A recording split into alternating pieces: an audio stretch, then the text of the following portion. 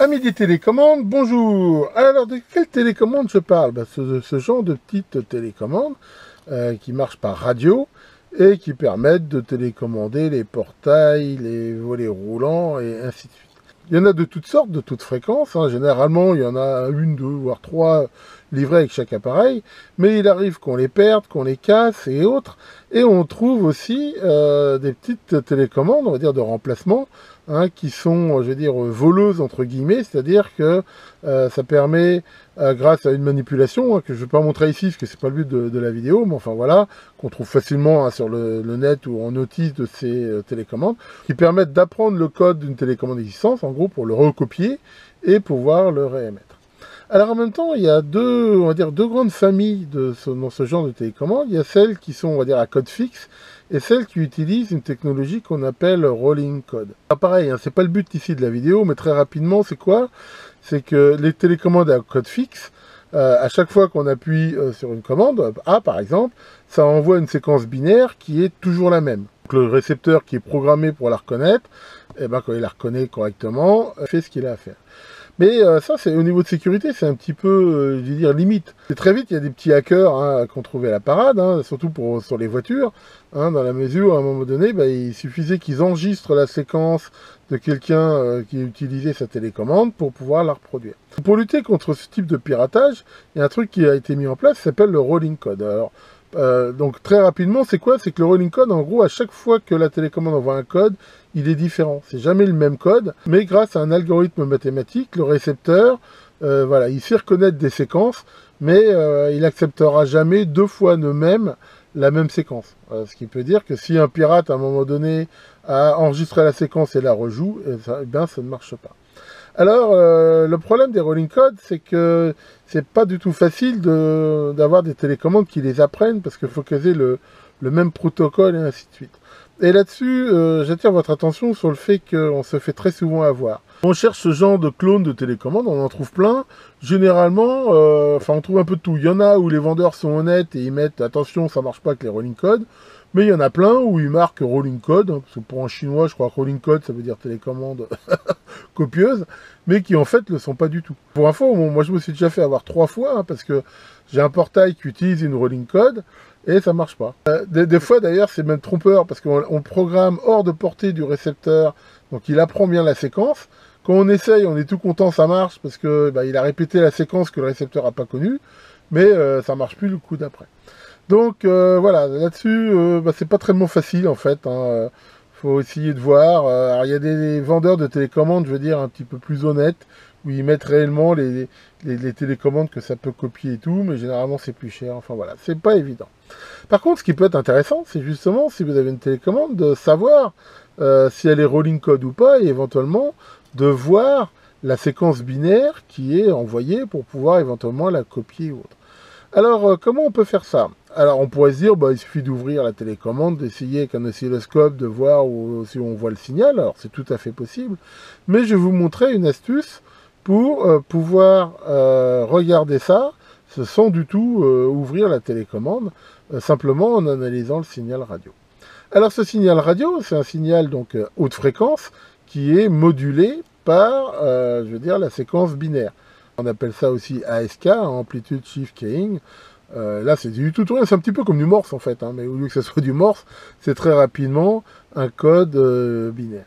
Alors, les fréquences sont assez élevées, hein, souvent c'est de l'ordre dans les 300-400 MHz, voire plus. Et alors, comment on peut facilement voir ça? Alors, on pourrait être tenté de se dire, bah, vu que c'est un émetteur, si on enroule quelques spires autour de la télécommande, bah, ça va faire, hein, une sorte de couplage électromagnétique, et on pourrait voir le signal.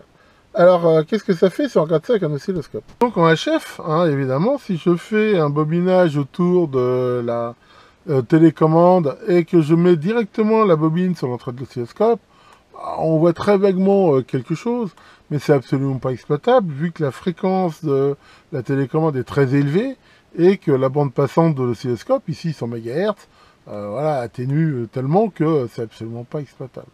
Par contre, il y a une astuce, hein, on va faire une sorte de mini récepteur de radio simplifié pour démoduler cette porteuse et essayer d'avoir quelque chose d'exploitable.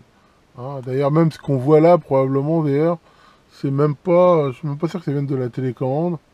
Ah, c'est un tout petit peu. Mais enfin voilà. Enfin, honnêtement, de toute façon, il n'y a pas assez pour voir quelque chose. Alors par contre, est-ce qu'on peut voir quelque chose avec un analyseur de spectre qui lui, bien sûr, finalement est une sorte de, comme j'ai dit, de super récepteur radio. Donc là, j'ai mis toujours mon bobinage autour de la clé et là, on voit bien apparaître un certain nombre de raies quand j'appuie sur la télécommande. Alors manifestement, pourquoi on en voit plusieurs D'ailleurs, c'est assez fugitif et c'est sans doute un signal qui émet pas mal d'harmoniques. Bon, généralement, les fréquences des télécommandes, on va dire, c'est entre 300 et 500 MHz, donc on va déjà essayer de limiter la bande passante.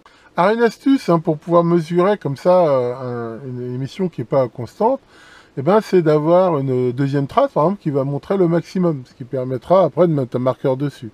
Donc là, par exemple, sur cette trace-là, je me mets le maximum. Donc là, on voit le niveau de bruit maximum. Et quand j'émets, hop, voilà, on voit ici très bien la porteuse. Donc ça, ça va nous permettre maintenant de mettre un marqueur dessus et de se positionner. Et voilà, on peut voir que d'après lui, là, le max, c'est 433,87 MHz. Donc, la fréquence standard des télécommandes, normalement, c'est 433,92 MHz. La fréquence standard des télécommandes, c'est 433,92 MHz. Donc là, on peut voir qu'on est un petit peu à côté, et que si on regarde le pic ici, il est à 433,87. Bon, de toute façon, ces trucs-là, c'est pas d'une extrême précision, mais voilà, ça permet quand même de voir sans ambiguïté la gamme de fréquences où se trouve la télécommande. Ce qu'on peut voir, c'est qu'en effet, je veux dire, retrouver la fréquence de la porteuse, c'est quand même pas si forcément évident que ça, dans la mesure où, comme on a vu avec un oscilloscope, généralement, enfin c'est rare qu'on possède un oscilloscope qui monte aussi haut en fréquence, et c'est vrai qu'avoir un analyseur de spectre n'est pas forcément un appareil qu'on a sous la main. Alors sinon, dans les autres possibilités qu'il peut y avoir, si vous avez éventuellement un récepteur dans cette gamme de fréquences, c'est d'essayer de regarder quelle est la fréquence la plus basse que vous recevez. Ça peut éventuellement aider, mais voilà, ça, c'est pas forcément évident. Maintenant, dans les télécommandes, il n'y a pas 50 000 standards. Je crois qu'au niveau des gammes de fréquences, on retrouve 3 ou 4 fréquences.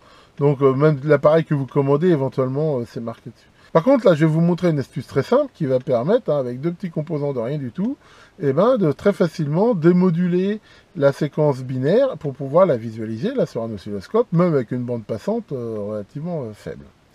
Alors, comment ça marche? Pour ça, on va appliquer quelque chose que je vous montrerai d'ailleurs bientôt dans une autre vidéo, mais qui est, on va dire, le récepteur radio le plus simple du monde. On a ici un circuit éventuellement accordé, même là, il n'y a même pas besoin. Et on va utiliser tout simplement une diode et un condensateur. Voilà. Et là, on va brancher la masse de l'oscilloscope et ici, la sonde de l'oscilloscope. Alors, en gros, comment ça marche? Je rappelle qu'ici, on a un signal HF qui est modulé en amplitude. Donc, si on redresse ce signal HF, on va bien avoir que, on va dire, son enveloppe, dans la mesure où la diode, là, ne laisse passer que les parties positives. Si derrière on met un condensateur, on va avoir un redressement. C'est un petit peu comme un redressement, on va dire 50 Hz, mais une fréquence beaucoup plus haute. Et à ce moment-là, si l'amplitude à cet endroit-là est suffisante pour dépasser le seuil de la diode, on aura bien ici le signal AM démodulé. C'est vraiment quelque chose de très très simple. Alors par contre, pour que ça marche, il faut quoi? Il faut déjà ici avoir une amplitude en tension suffisante pour dépasser le seuil de la diode. Et pour ça, on a aussi intérêt à prendre une diode qui a un seuil le plus bas possible. Donc dans les diodes qui ont un seuil bas, on a les diodes au germanium, qui ont des seuils de l'ordre de 0,2-0,3 volts, mais aussi les diodes Schottky, genre par exemple, c'est ce que je vais utiliser ici, une BAT85. Les diodes-là ont un seuil assez bas. Il faut aussi une diode relativement rapide, mais une BAT85, ça va quand même assez haut.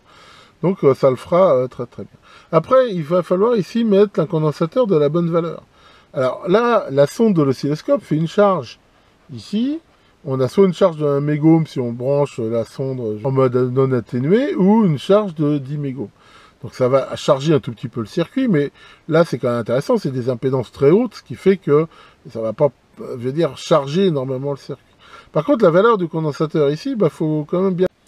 Voilà, j'ai filmé le montage exactement comme je l'ai dessiné. Donc j'ai fait, voilà, là il y a 3 spires autour de mon petit émetteur. La diode Schottky ici, et là, mon condensateur de 100 pF avec la sonde de l'oscilloscope. Alors pour info, là, on est en x1, de façon à donner une charge suffisante. Hein. Bon, après, en effet, hein, selon les modèles, les fréquences, enfin, voilà, vous pouvez éventuellement expérimenter en changeant un petit peu là, les valeurs de condensateur.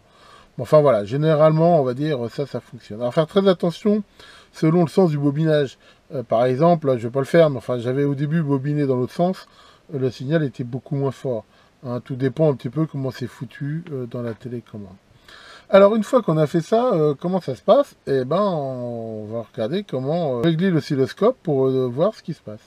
Donc là, j'ai mis mon oscilloscope, on va dire, au réglage par défaut, et on peut voir déjà que quand j'appuie, voilà, on voit qu'on détecte bien quelque chose, mais c'est pas très visible. Donc là, il y a plusieurs choses qu'on peut voir. Déjà, c'est que l'amplitude est pas assez grande. Donc là, on va régler l'amplitude.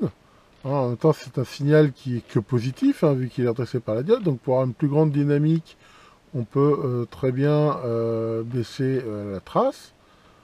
On voit qu'on a des signaux, maintenant ils sont pas bons du tout. Donc au niveau de la vitesse, bah là, on peut essayer de baisser un petit peu.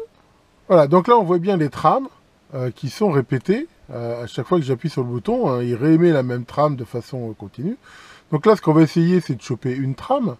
Donc pour ça, on va se mettre, comme d'habitude, voilà, avec un déclenchement, avec une synchro pour pouvoir, voilà, voir les trames.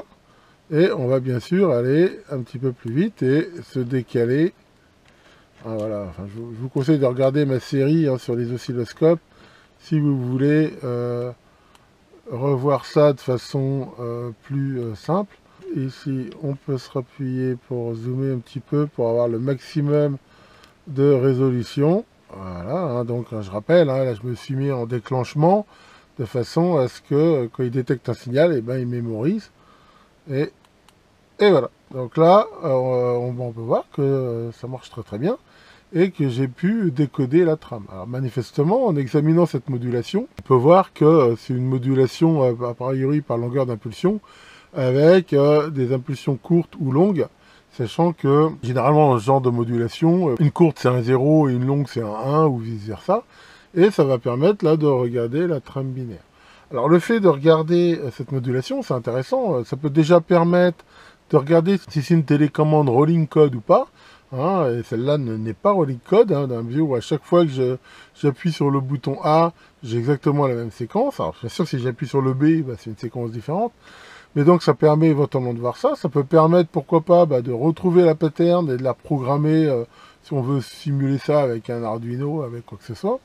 Mais voilà, ça permet vraiment de aussi vérifier que le système fonctionne et on voit bien une modulation. Donc on peut voir facilement grâce à ça comment, de façon très simple, avec un oscilloscope qui n'a pas la bande passante hein, de la porteuse, hein, ben voilà, en démodulant ça, on peut récupérer la trame. Voilà pour cette petite démonstration. Alors il y a bien sûr une autre solution, hein, c'est que comme je l'ai dit, hein, les fréquences sont assez standardisées et on trouve très facilement, hein, je vous avais déjà montré ça, des petits modules chinois récepteurs là, à quelques euros, et qui démodulent, hein, en sortie, donnent un beau signal logique. Ça peut aussi être une façon de le faire, mais là, l'avantage, hein, comme on le voit, c'est que j'ai absolument pas eu besoin de composants spécifiques ou de récepteurs spécifiques. Bon, et ben là-dessus, comme on peut le voir, la situation, ça s'arrange pas vraiment.